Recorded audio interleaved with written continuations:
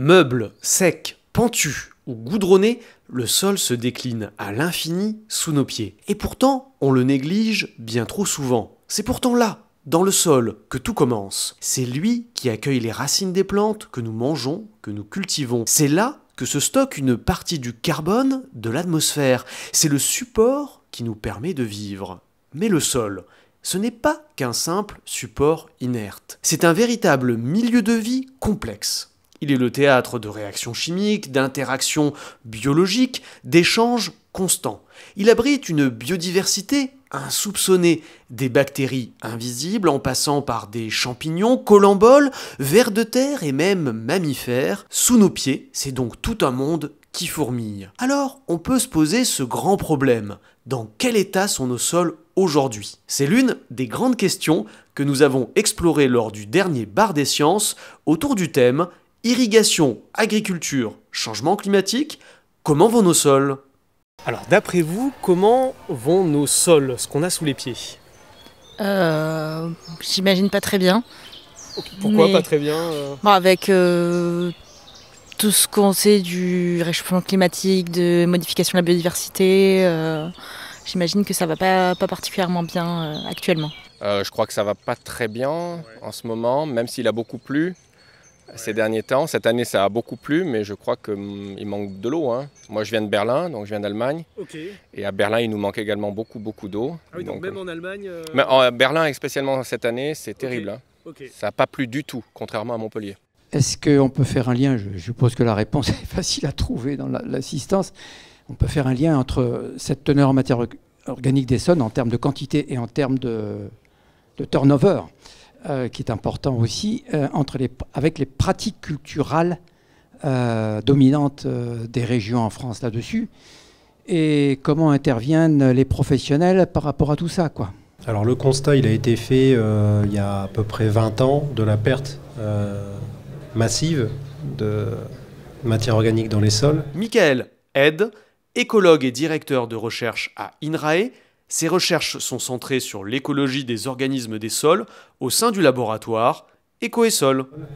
Ce qu'il faut quand même garder en tête, c'est que la matière organique, ce n'est pas une entité unique. Il y a des matières organiques, il y a des particules organiques qui sont très réactives, d'autres moins. Il y en a qui vont avoir des temps de rétention dans le sol de plusieurs centaines à plusieurs milliers d'années, et puis il y en a qui, très rapidement, vont être minéralisés et être remis à disposition du vivant. Donc cette perte de biodiversité, il faut la contrer. Le constat, il a été fait. Les pratiques, elles sont connues. Maintenant, c'est l'organisation des filières, pour ce qui est des sols agricoles, j'entends, qui doit prévaloir. Changer de pratique, c'est pas anodin. Ça demande, il y a des coûts de transition qui peuvent être très importants. La régionalisation des bassins de production a beaucoup joué là-dessus, puisque on est passé de modes d'agriculture qui étaient de la polyculture élevage plutôt à dominance de production vivrière, à quelque chose d'industriel, de régionalisé. Donc il y a eu une disparité entre les endroits où on a besoin de matière organique et les endroits où on crée de la matière organique. Il y a des endroits où on a trop de matière organique. On a tous en tête les grands élevages porcins dans l'ouest de la France qui peuvent aboutir à des problèmes parce qu'il y a trop d'effluents sur ces élevages. Et des autres zones en France où il n'y a pas assez de matière organique parce qu'on n'a pas ces grands mammifères qui pourraient servir à amener du fumier sur les terres. C'est une problématique très compliquée parce qu'aujourd'hui la régionalisation elle est ancrée. Et donc contrecarrer ça demande une volonté politique au-delà de la volonté de l'agriculteur. Bon, il y a eu les élections des représentants des professions agricoles il n'y a pas très longtemps. Je pense qu'on n'est pas dans une dynamique très portante de ce point de vue-là. C'était pour continuer, vous avez beaucoup parlé dans votre introduction d'une restructuration des sols qui prenait entre 200 et 1000 ans. On voit aujourd'hui beaucoup de mouvements d'agriculture, de conservation qui essayent de remédier et d'améliorer les sols. Vous pouvez nous en parler un peu plus? Oui, alors Alain Broman, écologue des sols, directeur de recherche à l'IRD est président de l'Association française d'études des sols. Ses recherches portent sur l'impact des pratiques agricoles, sur le biofonctionnement des sols, ou santé des sols, au sein du laboratoire Eco et Sol. Peut-être l'agriculture de conservation, je ne sais pas si tout le monde est au courant, il y a 3 piliers sur l'agriculture de conservation. Elle a été mise en place pour lutter contre l'érosion. Il faut dire qu'il y a 8 menaces que les sols font, qui menacent les sols, c'est un peu redondant. Et l'érosion est la première menace. On perd, je pense, à peu près d'1 million de tonnes à peu près par an. C'est des surfaces absolument énormes.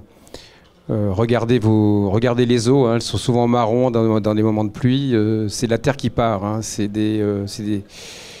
L'érosion, c'est peut-être la face cachée un petit peu de ces menaces. On voit bien la pollution. On voit bien que dans le micro-trottoir, personne n'en a parlé de l'érosion. On a parlé de la pollution. Personne n'en parle et c'est comme si votre substrat partait dans l'eau. Alors c'est aussi un phénomène naturel. C'est pas non plus. Ça existait avant l'homme, mais toutes les pratiques, notamment culturelles. Je pense par exemple dans les terres normandes où les sols sont plutôt limoneux et dans les terres du nord où il y a eu beaucoup, par exemple, tu parlais d'inondations, il y a eu des inondations.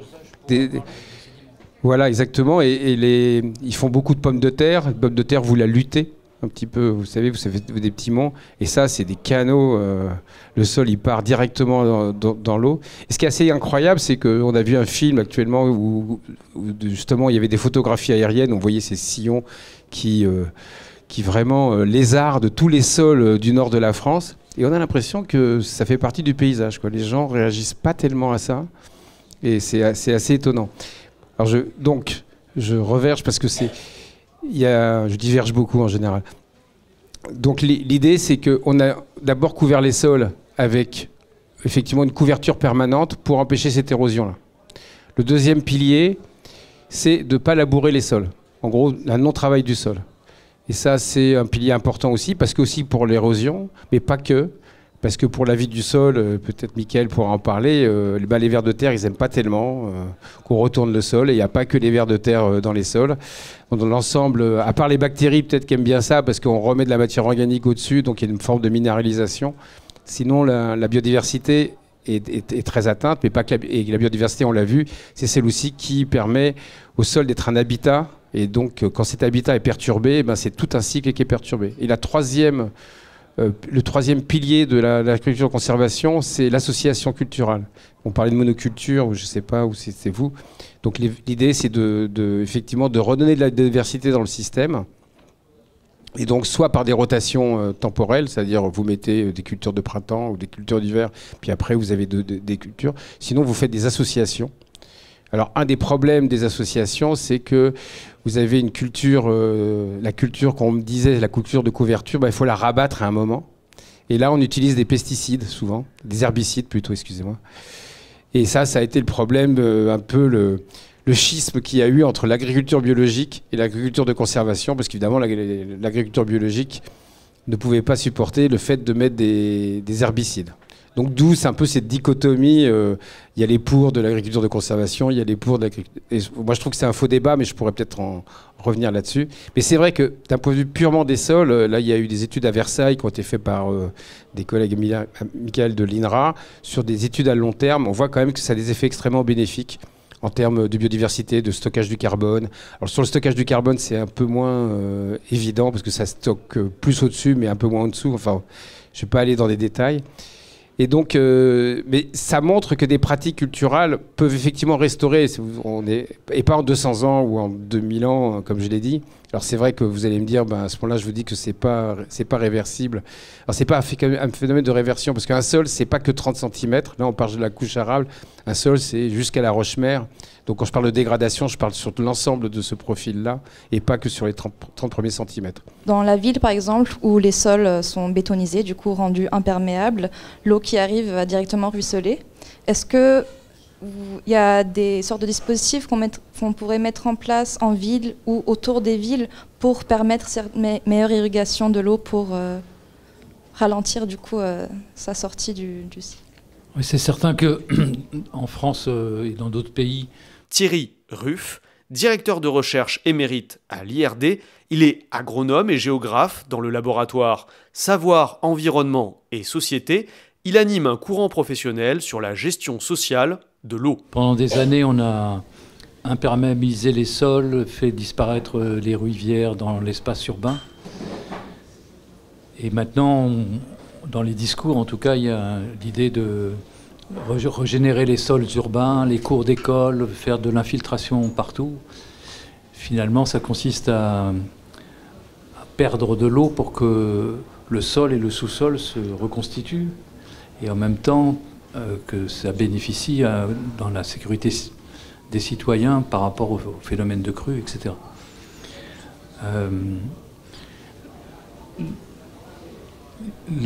C'est ce qui se fait à Montpellier, mais ça se fait dans d'autres villes aussi. Ça reste, le travail est considérable parce que l'imperméabilisation, c'est un siècle d'urbanisation. Et le détricotage de tout ça, ça va prendre encore quelques années. Mais ce qu'il faut aussi signaler, c'est que lorsque en agriculture, vous avez des pertes, elles sont qualifiées de gaspillage, alors qu'en fait, dans la circulation des masses d'eau, l'eau, dans un bassin versant, elle démarre son ruissellement en amont, elle perd de l'eau naturellement ou artificiellement par les pratiques agricoles. Ensuite, elle réalimente des sources, elle réalimente, il y a une sorte de continuité hydraulique. Et ce qu'on constate globalement, depuis 20 ou 30 ans, dans tous les pays, c'est la balkanisation de la gestion de l'eau dans les bassins versants. Il y a des zones de concentration et il y a des zones où il n'y a plus d'eau qui circule, ni en surface, ni en souterrain. Et donc là, l'impact sur la végétation et sur la vie dans les sols, elle est immédiatement visible, même si elle est difficile avec un critère simple à préciser. Alors, parmi les choses que je fais, je suis président d'une association qui vient de se créer à Montpellier, à Agropolis, qui s'appelle l'Association pour la sauvegarde de l'irrigation gravitaire et des ouvrages associés. Alors vous pensez bien que beaucoup de gens vont dire « mais qu'est-ce que c'est que cette affaire? C'est le retour au passé, l'irrigation gravitaire, ça n'intéresse plus personne ». Mais en fait, on constate en pratique que dans les zones de montagne, partout dans le monde, ça reste la méthode la plus utilisée. Et c'est la méthode la plus efficace de ralentissement, parce qu'il y a des terrasses. On ne ralentit pas seulement le méandre de la rivière qui collecte, mais on traite le problème à l'amont et avec les agriculteurs qui ont besoin d'une aide effective pour pouvoir maintenir ces systèmes de ralentissement. Un système de terrasse, c'est un barrage qui n'est pas construit et une eau qui est préservée, qui n'est pas a priori perdue, qui va effectivement se recycler dans le cheminement des différents cours d'eau. Et c'est pas très clair quand même. C'est quoi finalement un sol dégradé? Tu as mentionné la matière organique. Un sol avec beaucoup de matière organique, ça ne veut pas dire un sol en bonne santé, ou le contraire. S'il n'y a pas beaucoup de matière organique, ça ne veut pas dire qu'il est en mauvaise santé. Donc ton système en Afrique, c'est ça, 0,5% de matière organique, et c'est un des plus productifs. Donc il a l'air d'être pas dégradé. Mais j'imagine que si on retrouve un sol avec 0,5% de matière organique en France, on ne va pas pouvoir faire pousser du blé. Et donc on va se dire, il est dégradé. Donc finalement, c'est très contextualisé. Et c'est pas si simple. Et c'est vrai qu'on parle d'une dégradation, mais voilà, c'est du point de vue de qui, finalement? Ouais, c'est la question qui tue, celle-là. Et en fait, la dégradation, elle a été... c'est une grande interrogation dans la communauté scientifique, ta question, parce qu'effectivement, c'est quoi le sol dégradé? Quand on dit 70% des sols sont dégradés, je vais revenir à l'Union européenne, parce que c'est elle qui a un peu mis c'est que l'Union européenne a décidé effectivement qu'il y avait des fonctions dans le sol qui doivent être la fonction, par exemple, production végétale, la fonction de filtre pour les contaminants. Et quand une des fonctions est dégradée par rapport à une référence, donc il faut une référence pour une dégradation. Alors, l'histoire de la référence, c'est toute une grande problématique. Comme tu as dit, il faut la contextualiser, la référence, parce que la référence pour un sol tropical, c'est pas effectivement un sol de l'abri. Mais on est obligé, par exemple, pour je parlais de l'érosion, ils ont considéré qu'au-dessus de 2 tonnes à l'hectare, on avait un système de menaces érosives. En fait, c'est très lié aux menaces. Salinisation, compaction, pollution. Il y a... Enfin, je ne vais pas te les citer toutes, mais en gros, c'est qu'à chaque fois, pour chaque menace, il y a des indicateurs. Par exemple, pour la compaction, on peut mesurer la densité apparente, c'est-à-dire la masse volumique du sol. Enfin bon, je ne vais pas aller dans les détails techniques. Et c'est à ce niveau-là, par rapport à ces références, qu'on dit qu'il est dégradé ou pas. Je ne sais pas si j'ai été très clair. Par contre, toute la thématique qu'on a au niveau de l'Europe, parce qu'on a... Alors, je parle de l'Europe, j'ai un peu repositionné le contexte politique. On parlait de l'air, on parlait de l'eau. L'air et l'eau ont depuis à peu près une vingtaine d'années une loi cadre européenne. En fait, pourquoi l'air et l'eau, ça a été un peu plus facile? Parce que la notion de qualité de l'eau, elle est quand même relativement plus simple. Elle a une vision toxicologique. C'est-à-dire, l'eau est potable, l'eau est pas potable. Ou l'eau... Alors, c'est une vision qui a maintenant pris la biodiversité en compte, mais c'était quelque chose où il y avait des niveaux de seuil, des niveaux cibles qui étaient relativement simples. Enfin, quand je dis relativement simple, enfin en gros, facile. Pour le sol, on vient d'avoir une loi cadre qui a été signée le 7 juillet 2023. Donc vous voyez, c'est même pas 1 an et demi. À peu près, non, près de 2 ans maintenant. Et elle vient d'être signée là encore. Donc le processus a commencé le 7 juillet 2023. Elle a été refusée en 2006, refusée en 2008. Il y a énormément de problèmes fonciers. Enfin, le sol, c'est pas un bien commun. C'est un bien on est propriétaire en fait de ce sol. Ça, c'est un des grands problèmes par rapport à l'eau et par rapport à l'air. Et donc, il a fallu après mettre des indicateurs justement. Qu'est-ce que c'était un sol dégradé, que ça pas un sol dégradé? La communauté scientifique s'en est emparée. On sort d'une expertise là-dessus de 3 ans, enfin 2 ans et demi, où on a mis pour donner. Donc, c'est pas facile à dire. On n'était pas tous d'accord là-dessus. Maintenant, c'est pas parce qu'on dit qu'un sol dégradé qu'il n'est pas qu'on peut rien faire. En fait, il y a le plus gros problème dans les sols dégradés actuellement, c'est la pollution et l'érosion. Parce que une fois qu'on a vraiment pollué un sol avec des contaminants chimiques, par exemple, eh ben, il n'y a pas grand-chose à faire à part peut-être stériliser le sol, le remettre, le brûler. Enfin, là, on est obligé d'avoir des techniques de géo-engineering qui sont extrêmement compliquées. Mais je ne voudrais pas avoir un message trop plombant, c'est-à-dire sinon il y a quand même beaucoup de sols, même s'ils ont perdu de la matière organique, même s'il y a eu de l'érosion, où on peut encore avoir un impact en faisant ce que disait Michael tout à l'heure très très bien, c'est remettre de la complexité dans des systèmes qui ont été extrêmement simplifiés. On espère que cette vidéo récapitulative vous a plu et nous vous invitons au prochain Bar des Sciences, mais en attendant, regardez le programme de cette saison. À bientôt!